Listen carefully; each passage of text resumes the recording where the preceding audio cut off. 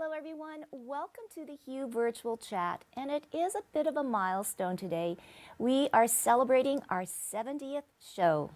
We began in April of 2020 and here we are, June 2021. I want to say a big congratulations to all of the graduates that are, well, they're graduating, but maybe not the way that they ever envisioned it. So I know it really, really is very, very sad, but you know what? Congratulations, you've done it, and enjoy the summer. So let's open the doors to all of our wonderful guests on the Hue Virtual Chat. So the topic is celebration, and look at celebrating. Oh my goodness. Oh, we look so businesslike today, Rob. Hi, Linda. Hi, Kristen. Kisses and hugs to you, Cynthia. Thank you so, so much. So in the opening, I was saying that this is a milestone today, so I'm hoping more women join and part of our great virtual chat Hue crew. It's our 70th show. I know, 70. God, like, can you imagine who would have 70 things to think about and talk about? Well, hey, we do. And anyways, too, I wanted to say congratulations to all of the graduates that are graduating. This is the last week of school.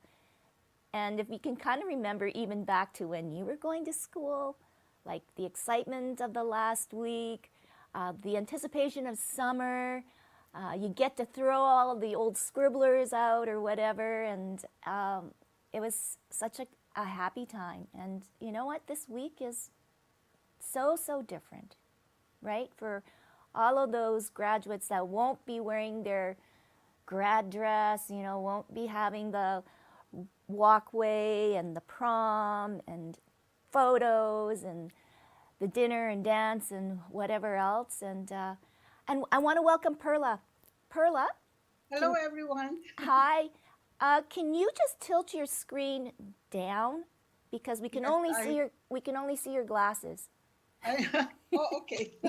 There you go. Yay! Sorry, I didn't want to be the whole show and all we see is the top of your face. So everyone, I'd like to introduce Perla. She is the co-chair of the Hi, everyone. Ethno-Cultural Council, but more importantly, she's a longtime supporter in the Filipino community.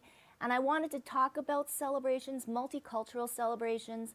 And I know July 1st is coming very, very soon. And, I want to talk about this sort of, well, it is a controversy, like everything else that's happening in this world right now. But, I would like to go with Cynthia. Fill us in what's happening in your neck of the woods, across the pond, England. Oh, everything that's happening there. The opening has kind of been pushed back now, Yeah. and how are things? I was going to say 70 shows. You don't look a day over 50. Oh, thank you. It's all the filters. It's all the filters. Well, I'm just glad that I'm a part of this with you, Tracy. So thank you for that. Mm-hmm. I think here the sun is just coming out right now. First time in 5 days. It disappeared last Thursday. So it's being cold. It was 6 degrees Celsius this morning. It doesn't feel like summer. At least not what I was used to, but that's okay. You know what? It's it's part of the British weather. In terms of celebrations and so forth, there's culturally wise, there's still not a lot going on because again, things have been delayed and pushed back. And that we are allowed gatherings outdoors up to 30. So, Wow. But they're really strict about that. And, restaurants have been fined for not managing that. So everybody's been very careful to do that. But when you have like 6 days of rain, nobody wants to go outside. So means you're stuck to a group of 6, 2 households is the rule that we go by indoors. And other than that, as I understand it, they used to have an amazing Canada Day celebration here in Trafalgar Square, which is right where what's called Canada House, the Canadian Embassy, is right there.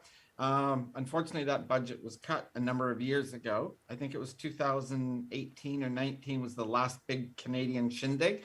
In fact, it's so well known. Everybody, when they hear I'm from Canada and I'm in London, they go, "Oh my God, you should have been here for the July 1st."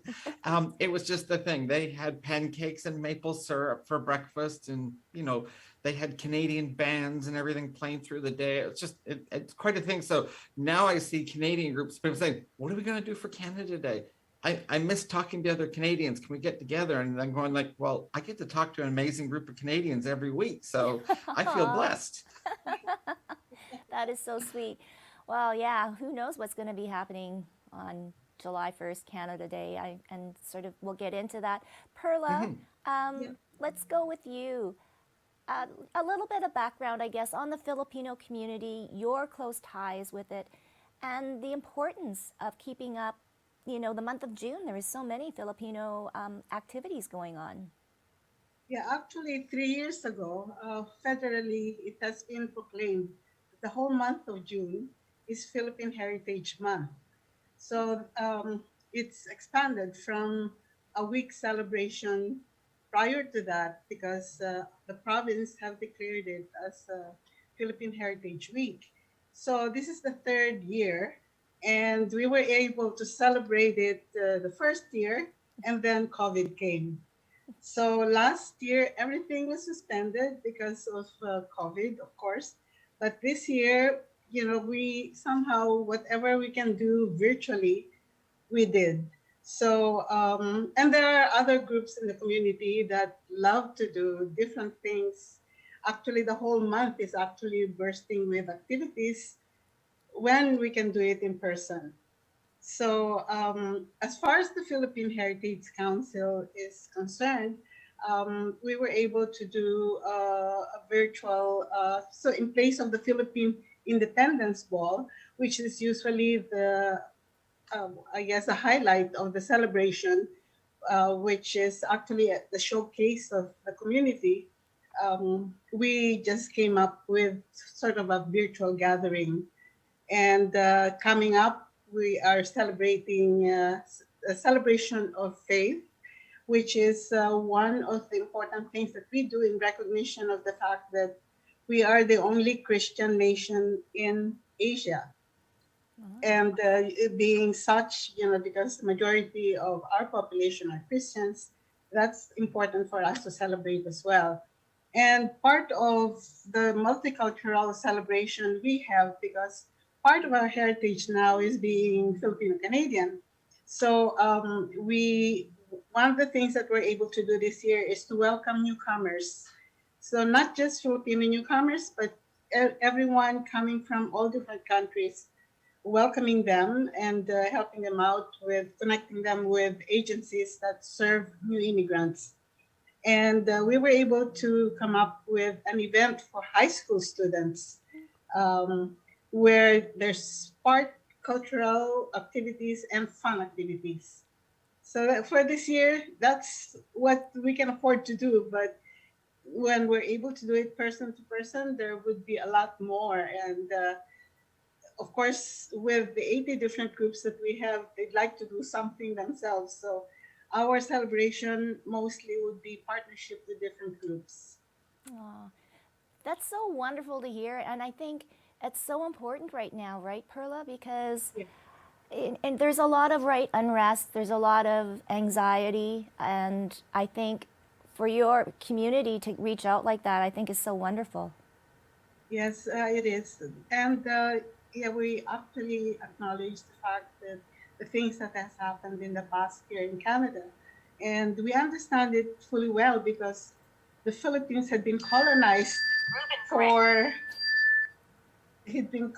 for 300 years. So having come out of that and still seeing the effects of the colonial, regime that we've gone through. So there's a lot of understanding and a lot of sympathy that goes with, Yeah. what has happened here as well. I know, a lot of healing. I want to go to Linda. We'll come back, definitely Perla soon. I know, Linda, you have to go early, so I just wanted to make sure that, yeah, Canada Day. does it have the same meaning? Or I don't know, like we never did anything super special, but now it just kind of feels. I think it's a great question, Tracy, and nice to meet you, Perla. It sounds like an amazing. I love that you were talking about the high school students and doing programming for them. That's just wonderful. So yeah, thank you. You know, Tracy, I loved this question because it reminds me that we can't. Progress is not made with black and white thinking. And we need to be able to, as Walt Whitman said, contain multitudes. We can contain paradox as mature, critically thinking adults. So we can, on the one hand, very strongly criticize our government and our society for colonial practices that have ended up with very systemic racist problems. And we can, as Perla was saying, come to that with understanding and sympathy and action that we want to take to make reparations. But at the same time, we can be proud of our country. We can look to the positives that Canada has brought to many people. We can see the strength that we have in our multicultural ideal. It's not often met, but we have that as an ideal, and we have laws in place that protect that. Obviously, the reality does not match those ideals, but I think we're better served to sit with that complexity and sit with that that understanding, because as I come from a point of view as a coach, and I seek to help people also accept both sides of themselves, that we don't need to just put the shiny, pretty parts forward and hide all the dark, gloomy secrets in the back and hope they go away and hope nobody notices those parts of ourselves. I think it's better to shine a light on all sides of ourselves and show love and compassion for all sides of ourselves. And I like to think of it in the same way when I think about July 1st, Canada Day. There is strength in recognizing and talking more about what it means to be living on stolen lands, and really look at the Indigenous people. I love that this is Indigenous Celebration Month, and it's also the same month of the Filipino culture celebration. To really, look at that, shine more light on that, because I think we need to pay more attention to that. But at the same time, still be a proud Canadian. That both can coexist. Okay, so I will bring out my red and white flag then. Thank you, Linda. Robin, since you're from the land down under, how important is it, and I guess, that goes with identity and your mental health, to be proud of your country, be proud. I'm not going to the extreme, but the love for your country, because you do love your country. Yeah. Look, I think we can love I love Australia and hate the way that we have treated Indigenous people. It makes me sick to my stomach, really. And growing up, I felt like I was this oddity, because my parents would talk about the cool stuff about kids being taken and given nice homes and nice places. And I was like, that doesn't make sense to me. Why are we taking kids from their homes and their families? And so there's a juxtaposition. I don't know if that's the word, but I'm Australian, and I also have to acknowledge that my ancestors did things in that country that don't sit well with who I am and my values. And so I will always stand up and go, yes, I'm Australia. And I will always stand up and go, how do I support the people, the custodians of the land? Because nobody ever owned it. Like even here, people are custodians of the land. The Indigenous people will talk about being custodians, not owners. And so I think, you know, we have Australia Day, which is January 26th, and it's very polarized at times. We have people who are, yes, I'm Australian, Australian flags, and we have then Indigenous people going like, this is the day that people were murdered, or this is the day that our life was stolen. And you know, do I know exactly where I sit on it? No, I'll be real. I want to celebrate who I am, and I want to acknowledge like the people whose lives were changed forever by me getting to be Australian. And so I think I look to Indigenous people in each country and talk to them about what is it that's important to them, how can I support them, and yet I will still go, I'm Australian, and I've applied for permanent residency in Canada. So, you know, truth be told, I'm not applying to be a citizen because I'm very proud of being an Australian citizen. But do I want to live here? Yes. Do I want to create a bias, not create, stand with Indigenous people for their bias for us conversation and be on that journey? Yes. So I don't know if I answered your question. You know, you always do. But yeah, I think we can be proud of who we are and be in a place where we look to the custodians of the land and say, what does this mean for you? And how do we like be in this space together? And if that means I have a quieter, like I don't actually have a big hoo-ha on Australia Day now. I'm still proud of being Australian, but I also honour the people who came before me, like for tens of thousands of years in Australia. So, yeah. Oh, I know. It's very strange. You think of all the years that we've been having to learn history, and I mean, it feels that sometimes it feels like we're relearning history all over again and trying to understand it. Quickly, I've had a question though, Perla.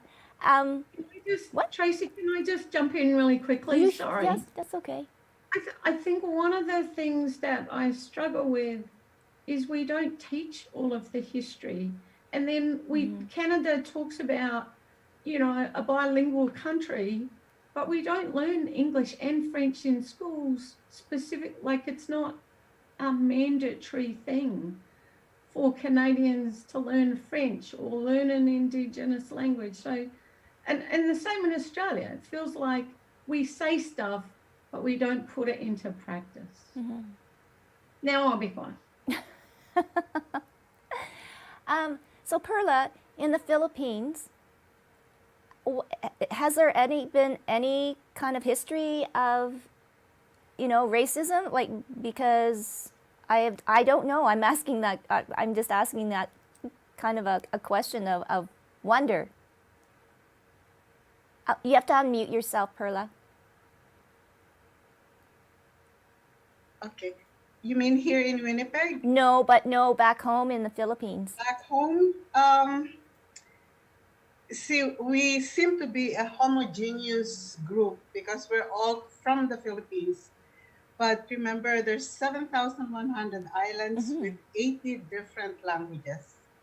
And so moving from province to province, you are confronted with different cultural practices, different dialect, which is tantamount to languages and all that. And of course, we're used to being treated as a stranger in your own land, if Wow. you cross a border, for instance. So we're used to that. Um, we're not even one who's uh, easy to jump and say it's racism. Um, um, I guess we're so used to coexist and live with people coming from different backgrounds, Mm-hmm. and we accept that reality, and then we dance with the music. When we left the Philippines, we're ready for the fact that we are going to another country, and so we're prepared for something different. I Wow. think that mindset has helped us out navigate the different systems. It lends to being adaptable and you know easy to get along and be happy. That's the nature that we have, and it's early exposure. For myself, for instance, right after graduation, I was thrown to a distant place where I didn't know anyone, a different language, a different cultural practice, and I allowed myself to immerse in that kind of a situation, and it helped me a lot. Um, I ended up with a job visiting 11 provinces, and so I was exposed to different ways of doing things. So at an early age, I got to accept the fact that the world is big and I can learn a lot of things from other people coming from different places. And my the route I took coming to Canada via the Netherlands also exposed me to different people. And it's so nice to be able to just pick up the good things from them, make it your own, let it enrich your life. And it's a very good experience altogether. And you feel like, especially here in Winnipeg, where you don't have to go travel to meet people from different countries. Um, if you want to get to know them, if you're open, then you'll see that you are experiencing a different culture just by knowing different people. And I happen to sit with as co-chair at the Ethnocultural Council, where we have about 20 different member organizations, cultural groups. And so every time we meet, it's so enriching because it's never a dull moment. You have to get used to different accents. You have to get used to different food being served, especially when we were able to meet in person. And just listening to stories that are, you know, eye openers, really eye openers, because uh, the cultures that they come from are rich in their own way, and we don't know the things that they do. And so when they share that, we're in awe as to the things that you can learn from all of them. Wow.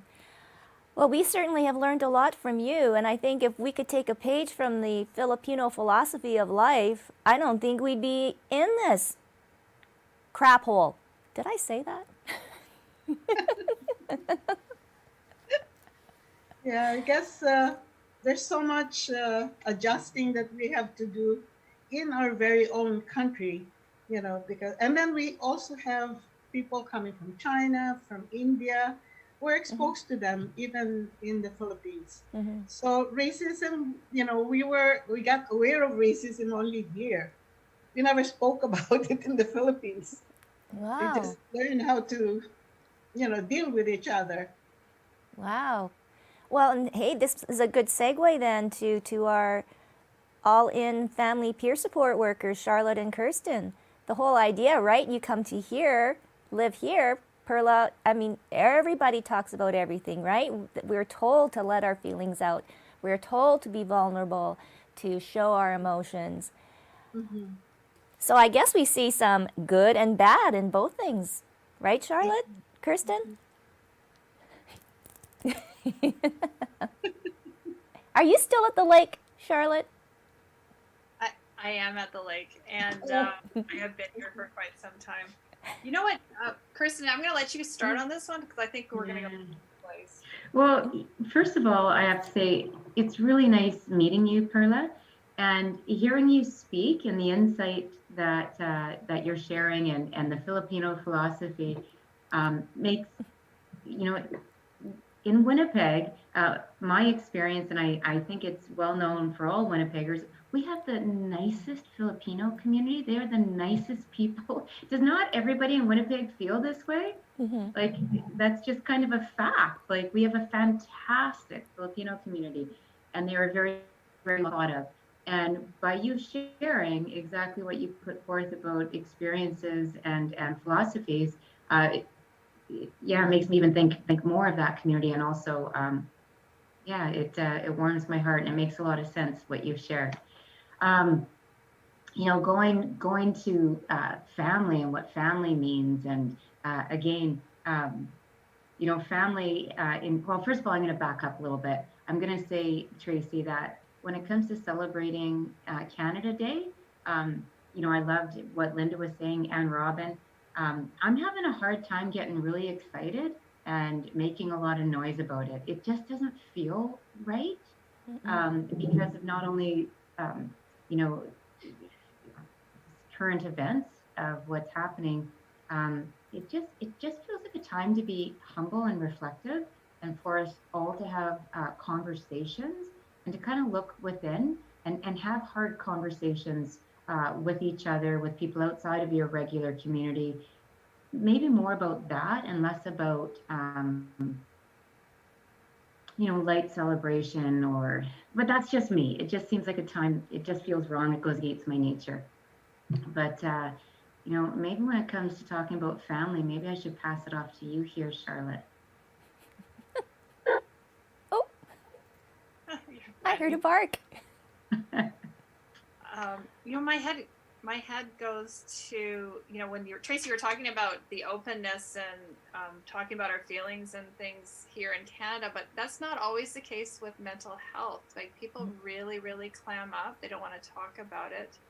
They don't want to share, and just so much of that anxiety that they live with for fear of being, I'll call it, outed, that they're struggling, or a family member is struggling. So does Canada symbolize we all talk about it? No. Like, there's so much that's not being shared. And even just in some of the families that we're working with right now, around what has happened with the 215 children and the graves, we have a lot of families who are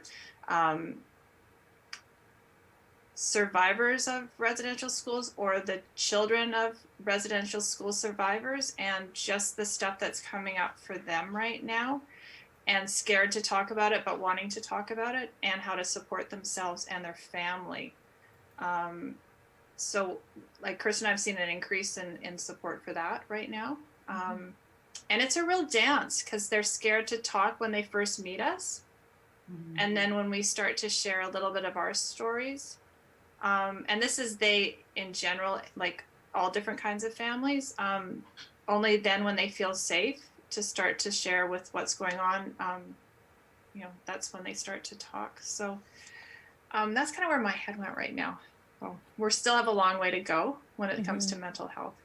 I wanted just to mention, shout out to your son and his words last night at the concert that he was part of for our that was on Facebook Live. Just him talking about it and acknowledging what's going on for him as part of, before he went on to sing a song about anxiety. I was so proud of him, because he's a young person that's saying, hey, we need to talk about it, and it's a lot of hard work. Like him talking about, you know, what it means to have anxiety and some mental health struggles, and what that means for him. And I was just, anyway, I was blown away. I was proud of him, and I can hardly wait to get my hands on a copy of that, because I just think he's going to make a big difference to many of the young people that the families we're working with. Just hearing it from a guy is huge, because like, guys don't want to talk about it. They're like, nothing, you know. So anyway, Robin, can I pass it off to you, because you're nodding here? I mean, you interviewed him. I just thought, huge. I think anywhere we can start to break down the stigma and discrimination and go, it's okay to talk about. And for, like, wherever we are, as Kirsten said, some of the uncomfortable conversations, whether it's about what's occurred historically or whether it's about mental health or whatever it's about, if we can start and sit with our discomfort to be in a conversation with someone else and find out about them and what they're going through, I think we have a shot. But while we kind of want to pull away from those uncomfortable conversations because we're like, whoa, that feels a bit tough, like I don't, it becomes harder to get through it for everyone, I think. So it's dealing with our own discomfort, I think, is the biggest thing. And just, as I said, be passionately curious about who the person is, where they come from, why they think what they think, and just explore with people. Mm-hmm. Thank you. And thank you, Charlotte. Yes, it is tough. I mean, well, Cynthia too, and I was just thinking what Robin was saying. Is it also too coming to terms with yourself, being comfortable? I mean, we now say it's you have to be uncomfortable to be comfortable, but now it's sort of a acceptance of who you are, and and stuff like that can lead to maybe being able to have that conversation, those tough conversations. I think so, Tracy. The reality is that, when I work with women and coach them and others, I always talk about this idea that you have to begin with yourself. To borrow from Brene Brown, you have to be enough. Because when you are sitting in front of someone, and I've been there, and you go, I'm not enough, that they have to learn to be enough for themselves before they can be enough from somebody else. I always say, you can't serve from an empty vessel. And so that process of learning to fill yourself to be enough is the process of learning to accept yourself. Mm-hmm. And as you go through that process, then you can evolve. When you accept yourself, then you can ask the others around you, your support, to accept you as you are learning to accept yourself. And as that happens, and you have the supports, then you can move to larger circles such as society, larger groups, and say, I know who I am becoming, or who I am. I know who I have around me, my support system, and I'm letting you know that this is who I am, and I need you to accept, without understanding, who I am in that space. And that's really what's kind of a very simplified version of how you go about kind of creating this safe space for anyone in there. And the challenge is to do it in a way that, is very real. And, even today, like I still, 6 years on, I still see a therapist in Winnipeg. Thank you, Zoom. And, it's a matter of continually going through, because I still come up with issues and challenges and events that trigger me to deal with it. I'm working on a workshop, and it's a bit about telling my story. And part of the lead up to it is to share a bunch of related third-party news articles and so forth that's been written, for instance, about the transgender community or LGBT in general, and reading the material to bet that I believe that it's giving a fair and honest opinion, because I'm the subject matter expert, or supposed to be in this. It's really triggering me to go through, because I'm constantly having to challenge everything. The thing is that even when you get 6 years out, and I would love to know from our amazing crew, what is it just me that, like, I go 6 years and I can find a single event that here I am, I'm bobbing along, and a single event pulls me right back to feeling like what it was like day one. And it was like, oh God, I've been doing so well, and I got 6 years out, but now I'm asked to remember day one feeling again. and it just feels like you get pulled back. So that's the part of learning to be enough that I can go there, and then I can pull myself back. And if I can't, that's when I need the support to do it. And maybe when is enough enough? Is, I mean, like all the rest of you, I have given so much, and you give and you give and you give. When is it time for saying, hold on, I need something? And maybe that's the moment too, right, Cynthia, that you're saying that you go along, then all of a sudden one thing happens and you're back there. I mean, I look at Perla, and Perla is like the epitome. If you've ever met this woman in person, she is the epitome of love, of giving, of support. She just has this shining light. But Perla, like, what do you do? Because there has to have been times, and there still are going to be times when you need something, whether it's support or love or human touch. I don't know. How do you deal with it? I'm not married. I'm single. Okay, and I'm the only one here in Winnipeg. I don't have any family here. But I created a support system around me. So I have a lot of families and friends around me. And my families are all over. I make it a point to visit them at least once a year. I spend a week or 2 weeks with them to re-energize. And that's where I draw the love and care that I need. When I'm with them, I'm the dependent. I stop being the independent tower of strength, because that's when I give in to being in need of someone. So my family is there for me to provide me with that. And when I'm here in Winnipeg, I just carry on with a life that is defined by the work that I did when I was working. And it's working with young people. I worked in a school setting. I was community liaison. And as community liaison, I was not just working with the students, I was working with teachers and administrators in the community. So never a dull moment, a lot of challenges all the time. But at the same time, I'm also connected with my church. So that, I guess it just happened that I had a balance of things happening around me. There are problems along the way, but I'm one who believes that if there's a problem, I'll deal with it the best I can, and then I move on. I don't dwell on it. It just worked for me in that way. I'll allow myself to lose one night of sleep. And then after that, I wake up and said, these are the things I can do. I'll do it. And then if nothing comes out of it,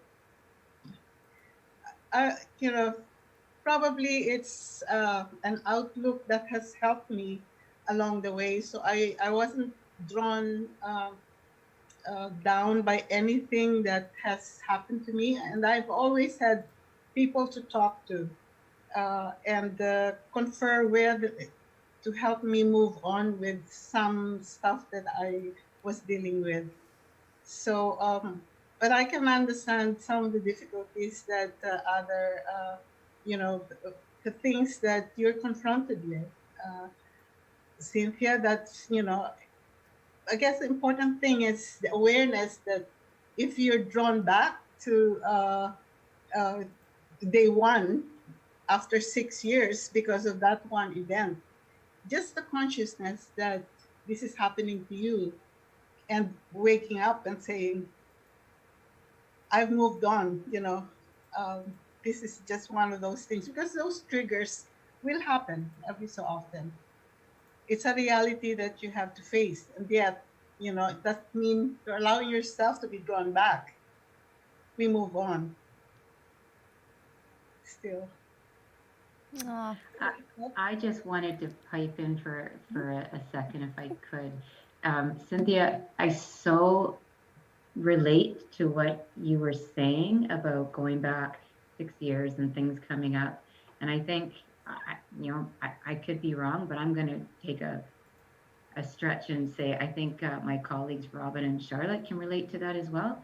Um, and I think that is what makes you so good at what you do, and connecting with people, and that level of empathy, that true level of empathy when you're connecting with someone and it brings you back those feelings. Charlotte and I, when we work with families, there's certain things with certain families that come up that can be, for lack of a better word, I'm going to use the word triggering, that can bring Charlotte back and, weigh heavy on her, that we kind of debrief afterwards after an encounter with a family. And oh my God, like it goes right into my gut. Like I physically feel nauseous when I get brought back to a time that it was really, really hard for me with my daughter who struggled with mental health, and certain things, and I physically have to shake it off. Like I physically have to shake my body and kind of release it. And again, I just wanted to say, I hope you never stop having certain feelings like that, because I do think that what makes you so good at what you do, and is your gift to others. Just have to manage it. Yeah. Certainly a gift. Charlotte, do you want to follow up? That's a hard one to follow up. My head goes that, when you were asking about the question, is it enough? And I just always being mindful what enough means to each of us is so different. So, will Kirsten and Robin ever get tired of talking with people? No, that's just who we are. Will we take days off? Yeah, but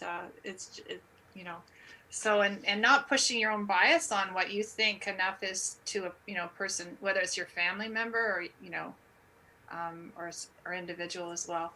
And I'll be silly because I'll say to you, will you ever say I have enough shoes, Tracy? I don't know. That's not being silly. I'm crying. I haven't bought a pair of shoes in I don't know how long. Anyways, that's another story. Oh, come on, Rob. There's nothing like a good pair of sexy high heels I've got a lot of pairs of only sitting shoes. Like you only sit, like I've been wearing them all through this whole thing. Only sitting, because you certainly can't stand in them, let alone walk. Oh. Yeah, Cynthia. I'll be honest. I'm very happy to watch a gorgeous woman in like gorgeous shoes. Like I'm going to be the truthful guy that's hanging out in here. It's lovely to see. So go forth, buy shoes, ladies. Oh, I know. You just wait till next week. You're going to have a whole parade of shoes clicking across your screen. Yes. Oh my goodness. So if we get back though to talking about July 1st. I can call it Canada Day. Kirsten, I love that idea of just maybe taking a little bit of quiet time, humility, whatever, but I also like to have that conversation and to start the conversation. I know that we've created definitely a safe place here, and all of the wonderful people that have come on and shared their stories. How do we expand that? Does it start in the home? Cynthia, any ideas? Yeah, you know what? We've talked about it here more than once, right? And it has to start at the kitchen table. Mm-hmm. When a child is born, they're not racist, right? They're not homophobic. They're not transphobic. They're just a wonderful, loving human being. That's what they know. They know love. And that is, if they're different than that, then they have somehow been shaped through their life to have learned that. And that means whether it was consciously or unconsciously learned, it can be relearned in order to change it. But they have to be willing to go on the journey, because it's their journey to change. It's not our journey to make them change. And The only people that generally have that kind of influence over us as children are our parents as our primary caregivers. But not everyone has that, right? And so how do you do that in families where you're not? I mean, I grew up in a very stereotypical family situation. And it wasn't until I literally put the shoe on the other foot, a really nice shoe, but the shoe on the other foot, and I saw the world from a completely different point of view. And it literally took me to stand in the shoes of my other persona to realize the world was completely different. That's how I began to retrain myself, because I realized, oh my gosh, all my biases, all my prejudices, all my privilege had made me see the world in one way that was not the real way. It was a filtered view of privilege. Wow. Well, I guess we all have to start having those conversations. Perla, in all your wisdom now, would you have changed anything in your life? Well, I'm in a good place right now, and I say in my solitude, I'm joyful. So whatever the journey I went through with the ups and downs, no regrets. I enjoy the full life. It's a life I chose for myself. And I've always been surrounded by young people. That's why I still feel young Yes. at this point in time.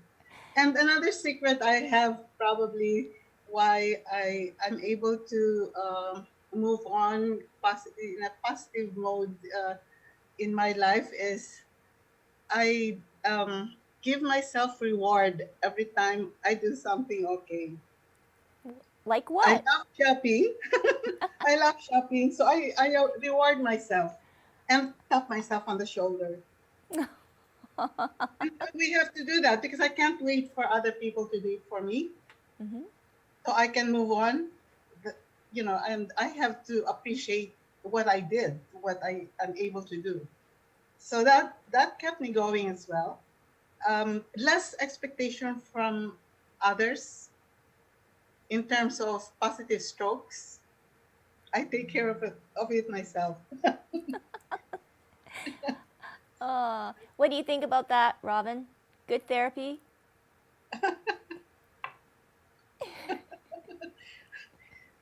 Face the mirror, Robin, and say, you did well. Look, I think it's super important to reward ourselves. Like, we're always encouraging, like, friends, way to go, good job. But how often do we go, way to go, good job, let me take you out to dinner? Yes. Or, like, it is one of those, it's one of those important things. And I love, Perla, that you were talking about connecting with family and going home and grounding yourself and being in that place where you could just be and be loved and taken care of. And that is one of the biggest things I'm missing at the moment. This is the longest I have not been able to physically be in the same space as my family. So it is one of the other things that soothe my soul, and do self-care. And so, yeah, I think it's important to be compassionate and empathetic and generous with ourselves at all times, whatever that looks like for you, because it's going to look different. Truth be told, I may have a shoe fetish too. They may just look a little different than some of the others of you. I'm forever in the guys section finding cool shoes, and then I've been like, I haven't worn shoes in the last, or hardly in the last year and a half, and I'm like, when can I start wearing those cool funky shoes again? Well, you're going to have a lot more places to go and wear those shoes. Anyways, so I guess some just sort of final thoughts on summer. I think tomorrow there's going to be announcements of something something's opening up. And oh gosh, I think the dilemma of, is it Pfizer, Moderna, that whole thing, second shot. Who goes? Who goes for a second dose? I had mine yesterday. Did you? Was it Moderna or Pfizer? Pfizer. Pfizer. Good for you. Both I of had mine Sunday. Sunday? Wow. I had mine mine- Saturday. What? When are you going, Charlotte? I had mine Saturday. And were you okay? Yep. Yeah. Nope. She doesn't know. Okay. Yeah. I'm still in pain. Are you? Oh, yeah. Just my It just My in the arm. Yes. Yes. And Cynthia, you're done, right? Team AstraZeneca all the way. And same for you, Kirsten? Yeah, I'm Team AstraZeneca, and I had mine 3 weeks ago, my second dose. Oh, well, my goodness. So I'm feeling very slacking. strong. Oh, strong. Yes, I know. Well, yeah, for sure. No, I have to wait another week, but yeah. Anyways,